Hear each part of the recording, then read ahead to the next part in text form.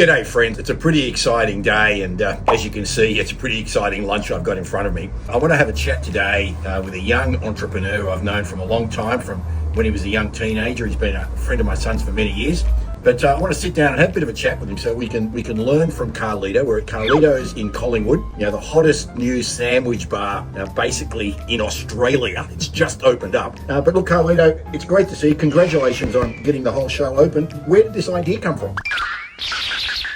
My background is in hospitality and cooking, and I took a break from that for a while to start a beverage company, Cello Soda. One of my last jobs I was working in a sandwich shop in Malvern, and I really loved the fast-paced energy of it all and the simple creativity that you can put into pieces of bread, I saw this place come up and just kind of jumped on the opportunity, took it without really knowing what I was getting myself into. Yeah, I guess once we got it rolling and my brother came back from Paris to jump in the kitchen, it just became, It's just exploded in the last few weeks, and many people may not be aware, but this suburb of Collingwood is actually won the hipster capital of the world competition now for several years running. So tell us about this sort of bread and the focaccia and what's involved in making it. Yeah, so I think there's no lack of sandwich shops, especially in Collingwood. Let's make that understood, So it was a bit of a brave choice in the first place, but I saw that one thing was lacking. It was quality products used simply. The bread is obviously the vessel. It's the most important part of the sandwich, and yeah, we're lucky enough to be able to use Iris, the bakery in Brunswick. Their focaccia and the ciabatta, their sourdough is just amazing. So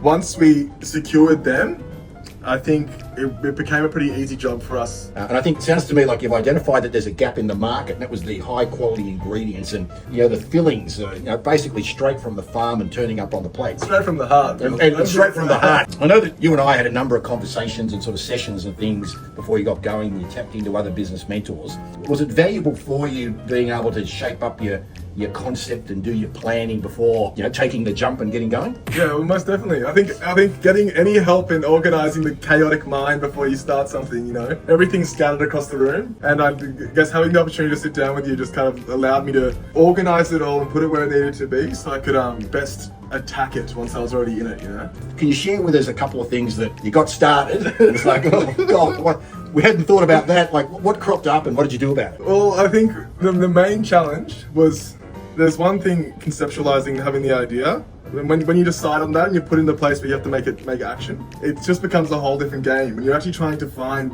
the people to help and the things to do to actually get it all done. It always takes longer and it always costs a bit more.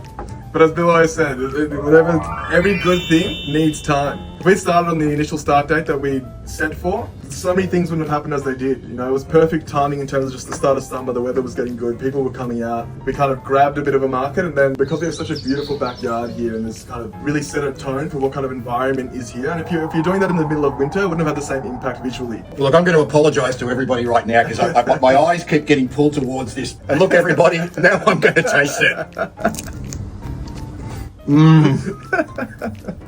Feet Chung Hao. Congratulations, Carlitos of Collingwood.